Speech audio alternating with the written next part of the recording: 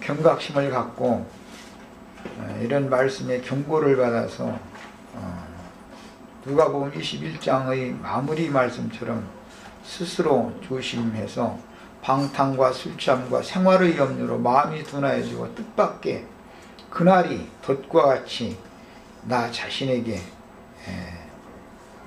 임할까 두려워하게 하시며 깨어서 늘 오늘이 나의 마지막 날이다. 오늘이 내가 그처럼 고대하는 주님이 나를 데려가시기 위하여 취하여 가시기 위하여 약속대로 다시 오시는 날이다. 이런 마음을 가지고 살 수 있도록 도와주시길 바랍니다. 세상에는 여러 가지의 분유한 것들과 여러 가지의 사람의 영혼을 끌어당기는 것들이 많은데 세상 신에게서도 벗어나야 될 뿐 아니라 또 종교적인 많은 그 다른 가르침들의 유혹도 우리 영혼을 더럽히는 일들이 너무 많아서 우리가 참 신앙을 견고히 순수한 신앙을 지키고 끝까지 견뎌낸다는 것이 참 어려운 것을 오늘 말씀을 상고했습니다. 오후 시간에도 형제 자매님들에게 깨있는 말씀을 주시고 형제 자매님들 입술을 통해서 주님이 친히 말씀을 증거하시고 우리들에게 은혜가 필요하고 위로가 필요한 분들에게는 은혜와 위로를 주시고 꾸중이 필요하고 책망이 필요한 분들에게는 꾸중하시고 책망하셔서 깨인 심령이 새롭게 되어서 영혼이 소송을 받는 축복된 집회가 되도록 주의 성령께서 운행하시기를 주 이름으로 기도합니다. 아멘. 자, 기도 말씀이 없으시면은 누가복음 21장 20절에서 33절까지 우선 이 단락 말씀을 읽고 말씀을 같이 이제 오후 시간에는 형제 자매들이 자유롭게 나누시면 됩니다. 자, 성경 같이 읽겠습니다. 너희가 예루살렘이 군대들에게 에워싸이는 것을 보거든 그 멸망이 가까운 줄을 알라. 그때 유대에 있는 자들은 산으로 도망할지며 성 내에 있는 자들은 나갈지며 초원에 있는 자들은 그리로 들어가지 말지어다. 이 날들은 기록된 모든 것을 이루는 흉노의 날이니라. 그날에는 아이벤 자들과 젖먹이는 자들에게 화가 있으리니 이는 땅에 큰 환난과 이 백성에게 진노가 있겠습니다. 저희가 칼날에 죽임을 당하며 모든 이방에 사로잡혀 가겠고 예루살렘은 이방인의 때가 차기까지 이방인들에게 밟히리라. 1월 송신에는 징조가 있겠고 땅에서는 민족들이 바다와 파도의 우는 소리를 인하여 곤란한 중에 곤고하리라. 사람들이 세상에 임할 일을 생각하고 무서워함으로 기절하리니 이는 하늘의 권능들이 흔들리겠습니다. 그때 사람들이 인자가 구름을 타고 능력과 큰 영광으로 오는 것을 보리라. 이런 일이 되기를 시작하거든 일어나 머리를 들라. 너희 구속이 가까웠느니라. 이에 비유로 이르시되 무화과 나무와 모든 나무를 보라. 싹이 나면 너희가 보고 여름이 가까운 줄을 자연히 아나니 이와 같이 너희가 이런 일이 일어나는 것을 보거든 하나님의 나라가 가까운 줄을 알라. 내가 진실로 너희에게 말하노니 이 세대가 지나가기 전에 모든 일이 다 이루리라. 천지는 없어지겠으나 내 말은 없어지지 아니하리라. 아멘. 오전 시간에 내가 그 소개를 할 때 지금 이 말씀은 특히 예루살렘에 예수님과 함께 그때 당시 거하고 있던 제자들뿐 아니라 예루살렘 사람들을 염두에 두시는 말씀이기 때문에 이 백성에게 이는 땅에 큰 환난과 이 백성에게 진노가 있겠습니다. 이와 같이 아까 강조해서 읽었습니다. 23절 이 백성에게라는 것은 그때 당시 육적인 유대인들에게 지금 이것은 하시는 말씀입니다. 근데 그 다음에 오늘 우리가 읽은 33절 마무리에는 대가 진실로 너희에게 이르노니 이 세대가 지나가기 전에 모든 일이 다 이르리라.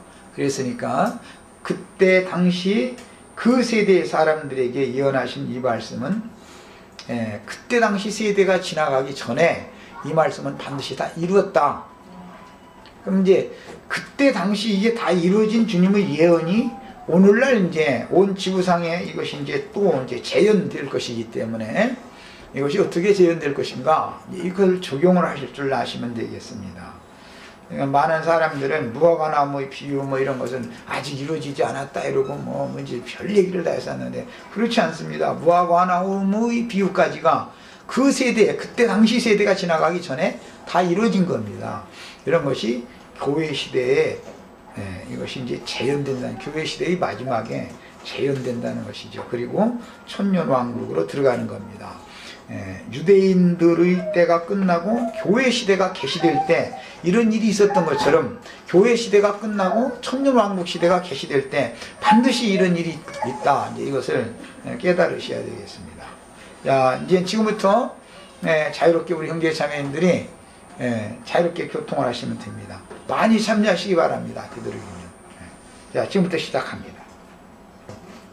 사실은 쉽게 우리가 말씀에 뛰어들기가 좀 쉽지는 않은 말씀들입니다. 왜냐하면은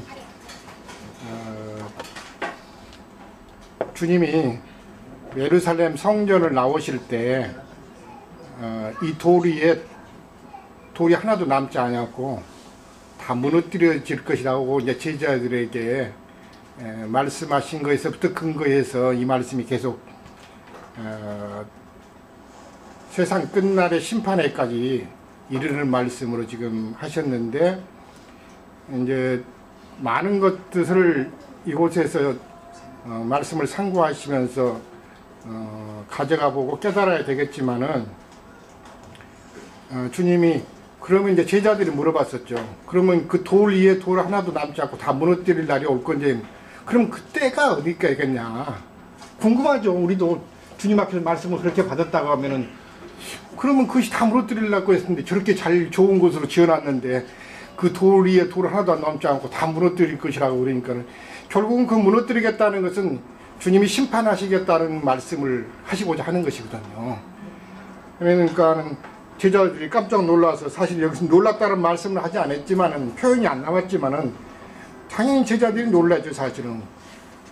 그래서 그러면 그 쌓아놓았던 것들을, 지어놨던 것들이 어느 때에 이것이 다 그런 일이 일어나겠느냐 그 때를 이제 물어봤었고, 또 제자들이 그러면 그런 일이 일어났을 때의 징조가 그러면 무엇이겠습니까 이렇게 물어봤습니다. 그러니까 막연하게 어떤 때가 올 것을 말씀하신 게 아니라 그런 심판의 때가 올 것이라면 그때 가까이에서 징조가 하나님께로부터 있을 것이라는 것을 지금 말씀을 통해서 하신 걸 볼 수가 있습니다. 징조가 그러면 뭐냐, 징조. 그러니까 징조가 있을 뿐만 아니라 그 징조가 있을 때는 결국은 심판이 있을 것이라는 것을 주님은 말씀을 통해서 제자들에게 지혜 있게 말씀을 해 주셨는데, 오늘 지금 누가복음 나누는 21장 이런 말씀, 마태복음은 24장, 마가복음 13장이죠. 이런 말씀들이 마태복음에서는 주의 임하심과 세상 끝에는 어떤 징조가 있을 것이냐 이렇게 또 물어봤습니다. 사실 그렇죠.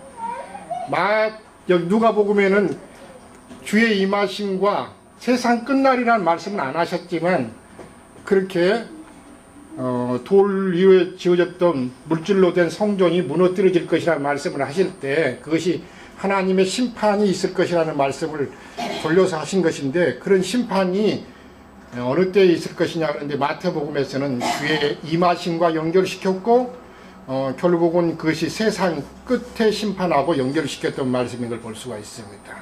그런데 주님이 참 그때 당시에 제자들에게 지금 이 말씀을 하셨던 것인데, 오늘 누가복음 21장 20절부터는 그렇게 돌 위에 돌 하나도 남지 않고 다 무너뜨릴 날이 올 것이다.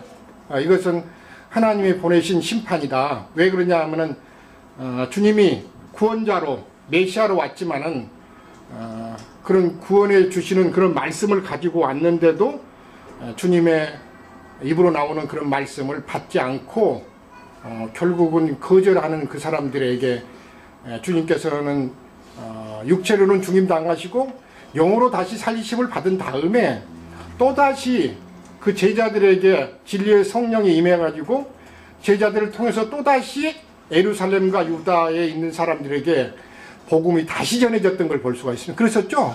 예, 사도행전 같은 데 보면은 제자들에게 진리의 성령이 임해가지고 예루살렘으로부터 다시 유대와 사마리아와 땅끝까지 다시 그 영이 제자들을 입고 복음을 전하시는데 먼저는 이방에 가서 복음을 전하는 것이 아니라 예루살렘부터 시작됐던 걸 볼 수가 있습니다. 그러니까 거듭해서 주님이 하신 말씀이 있었죠.